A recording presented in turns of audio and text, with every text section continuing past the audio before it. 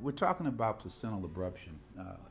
That is a term that means that during a pregnancy, the placenta is the tissue that is within the uterus that essentially cushions the baby.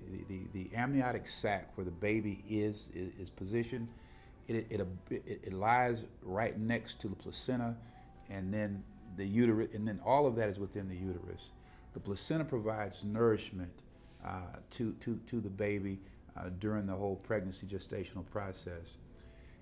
Placental abruption is the medical term meaning that the placenta, which is supposed to lie up against the wall of the uterus, for some reason it gets separated, it gets peeled back.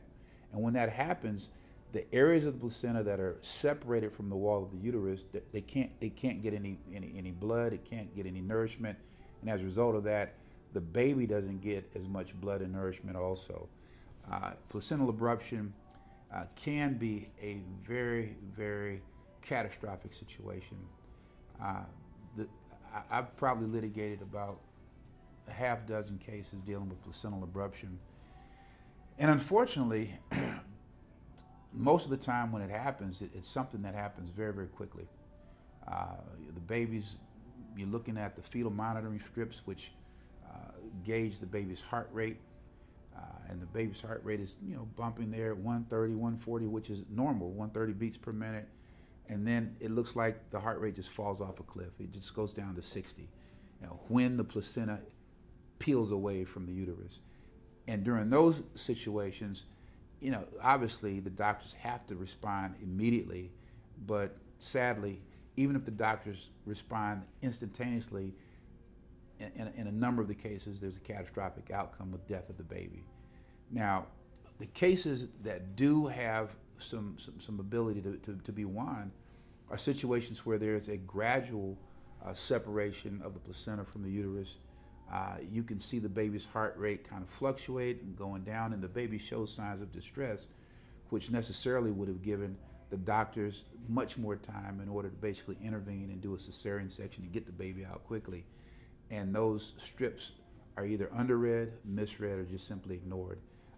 Sadly, I see that all too often, where a baby is there. There's a gradual placental abruption that's going on, and the nurses and the doctor are asleep at the switch. This baby's crying out. You can see it in the heart rate, in the fluctuation of the heart rate. The tracings become very, very concerning, not reassuring, and there's no action. There's nothing that's done to intervene or better, to see better what's going on. Those are the cases that I see all too often. It happens a lot. It happens a lot, in my opinion, because of just the bad state of nursing. Sad to say, a number of the situations that I see are where you have labor and delivery nurses who are not properly trained.